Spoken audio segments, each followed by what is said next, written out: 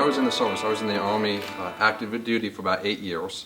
I was planning on making it my career. I was fast tracking down the line, and then I got injured, and then I got sick, and then it came to the point of, oh my, what do I do now? All my plans have gone out the window. After that, I got into business banking, commercial lending, and I was with a bank doing that. And so I was really able to understand when a business comes into the bank and what the bank is looking for. So if you can imagine, one of the things that happens when you go into the bank is they want to know a few things. They want to know, what is your mission statement? What's your business plan? Kind of think about it as your op order, right? So when you have your operations order, there's a number of things that has to go into that. You have to talk about the situation, you have to talk about the enemy, you have to talk about each individual roles that are going to go behind it. And then you're going to go into your logistics, then you're going to go into your command and communications. Think about having your business plan along on those lines. What are you trying to accomplish? What's your product? Who are you going after? What's your market scheme? What's your experience in this field? How are you supposed to get the funding? What's your future cash projections? These are all the different things that the bank will be looking at, or any lender will be looking at.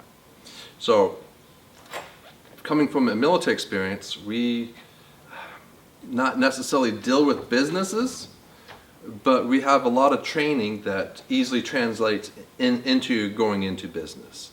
So you guys are in a very unique and awesome position to make that step.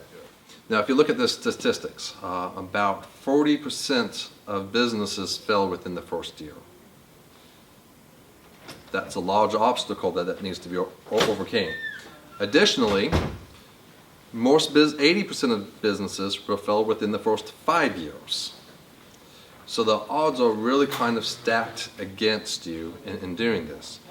But coming from a military background, we know, yeah, the odds are stacked against us.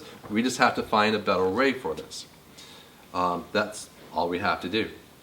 So, as I said, when you're first starting up a business, it's the hardest thing to get capital. And as a financier, that's one of my hardest things is helping a new startup business. So let's tackle some of these. You can use your retirement account. You can use your 401k to be able to fund it. So something that you're using your 401k from, once again, everything has a pro and a con, and you have to weigh it out responsibly. So with the 401k, what you can do is you can take it from Fidelity or Merrill Lynch or wherever you have it at, and you can turn it into what's called a self-directed 401k. With that self-directed 401k, you're going to then start up an S corporation, and then you're going to have your 401k, it's called a self-directed. With that, what you can then do is issue stocks to your company, and then you can use that equity to get into business. A lot of people starting up franchises, this is an excellent way to do this. The downside about this is you have to make sure you paid it back, and if your business fails, that still puts you into withdrawing it, and you have to pay your taxes on that. So you want to make sure that you have a very good business plan.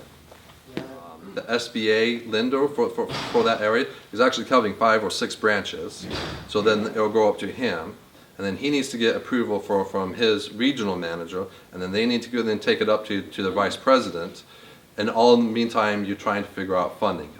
SBA loans are wonderful, and I'll talk more about that in a second, but they can be drawn out, and so most times they don't want to be hassled by that and say, thank you for coming in, but we can't help. With that, with River Capital, I've partnered up with a couple of companies that can help you make sure that you set up your 401k properly with a self-directed 401k, and making sure that you're talking to your accountant and lawyer to make sure your business is set up and your taxes is all done, so that way.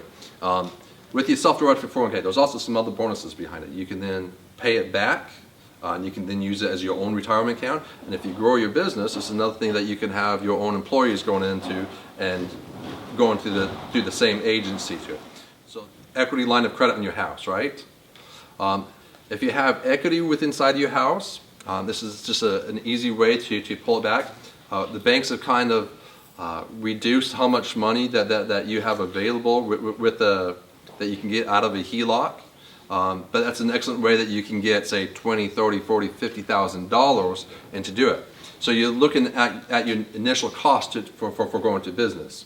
How much, this is one of the things that always shocks people, just the sheer amount of cost. And as you go into business, as a business owner, you pay everybody first and yourself last.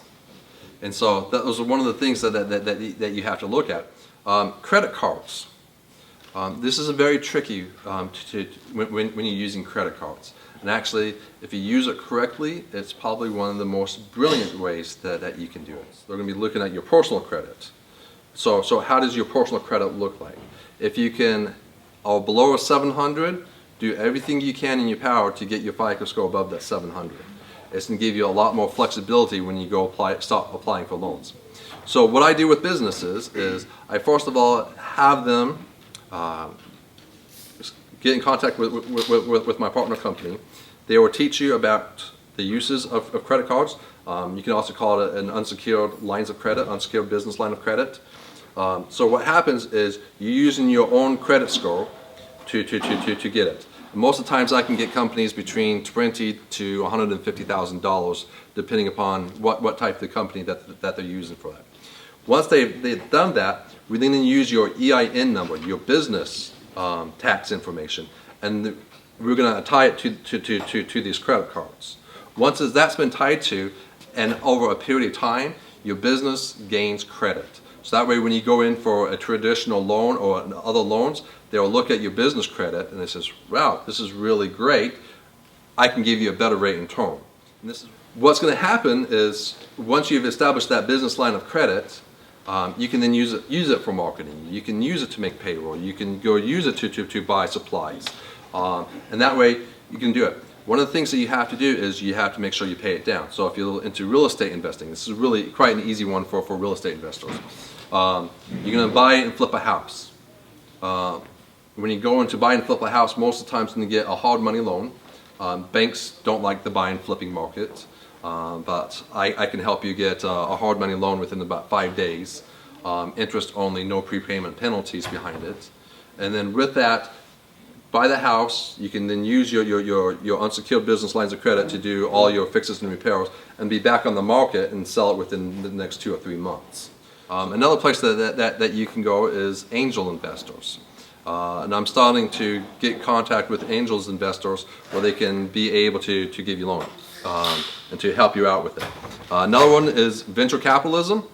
I'm not a big fan of venture capitalism. More or less what venture capitalists are going to do, they're going to come in and say, all right, you have a viable idea, I like your idea, I'm going to give you $50,000, $100,000 for your business. But in return, what they're going to be asking for is a stake in your business. Not just a stake in your business, they're going to be saying, all right, we are now on your board and we're going to make decisions for you on what you can do with this and where you can take your company. So with River Capital Group, I have access to about 40 different lenders, about 10 different banks and about 30 different private lenders that I can go access to. So I can help someone that's in the construction business getting equipment leases or equipment financing. I can help someone in the real estate business. I can help someone in the franchise business, in the hospitality business, services business, your trades business. I have people that will be able to lend on that. Now, most of the times that will happen, the way that I get paid, is most of the times the bank will give me a percentage back of the loan that I've created. And some banks don't allow me will not pay me, so I ask for a fee, and then typically the fee is 1%, 1 to 2%.